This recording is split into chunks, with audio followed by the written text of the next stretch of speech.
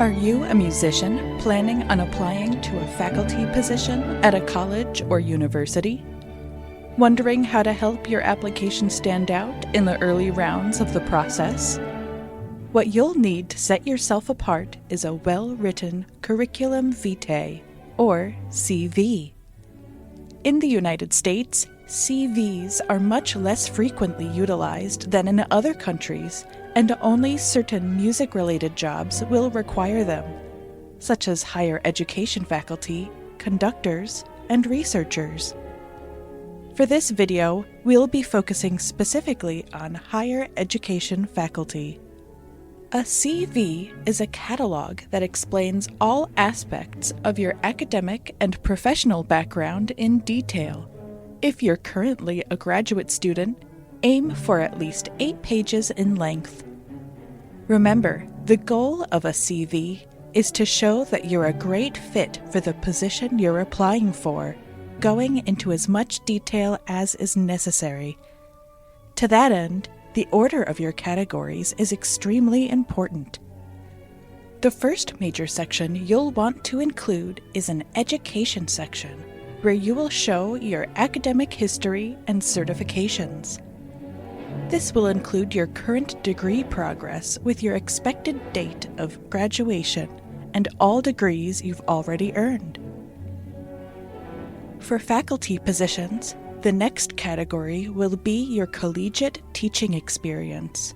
You can also include any teaching with younger students, including classes and private instruction, each in its own category. After your teaching experience, it's important to demonstrate your research and/or creative footprint, both inside and outside of the academic community. Depending on the institution, they may be looking for people who are making an impact on the field. Including your research or creative work gives the institution you're applying for a clearer picture of your musical specialty. This specialty can come in many forms: commissions or compositions, recordings, selected performance experience, journal articles, publications, grants received, and more. Remember to prioritize the experiences most relevant to the position. You should also include additional positions you've held over the course of your career, depending on their recency and relevance. These can include leadership roles, administrative roles, community engagement, board or committee experience, and more. Don't be afraid to further divide up your categories to highlight your most applicable experiences. Now that you've nailed down your categories, let's focus on describing your individual experiences. For each experience you have, you'll need to include 4 pieces of information. 1. The name of the organization. 2. Your role or position within that organization. 3. The location of the experience. 4. And the dates of the experience. After the 4 pieces of information, you will include several bullet points that accurately describe your experience. Be as specific and detailed as possible, more than you would for a resume entry. For example, what were your duties and responsibilities? What were major projects? Who did you engage with? What were the outcomes? Please note, not every entry will need a detailed description. Your performance history, ensemble experience, compositions, and awards can be listed similarly to how we would list them on a performance resume. Any conferences, professional development, and master classes given can also be listed this way. Published items, such as articles, books, or recordings, should be cited using APA or Chicago formatting.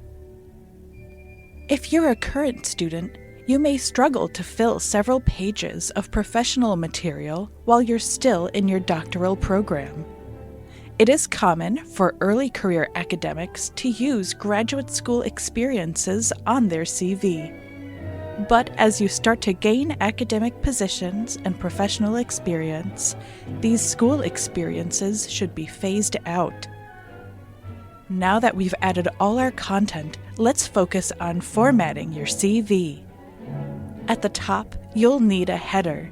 This should include your first and last name along with your personal contact information, including your phone number and your email address. As part of that header, you can also include a descriptor or two that identify you as a professional, such as cellist or educator. Try to keep these descriptors relevant to the position you're applying for. In each category, put all your unique experiences in order of most recent to oldest. For accessibility purposes, use only black text color with legible text styles. Bold lettering and italics can draw the eye to the most important information, but don't overdo it. Most importantly, don't forget to proofread for typos and style consistency. To help build your materials, visit our website to find our in-depth CV handbook, example CVs, downloadable templates, and more. If you're looking for more information on other types of application materials, check out our videos on performance resumes and professional resumes.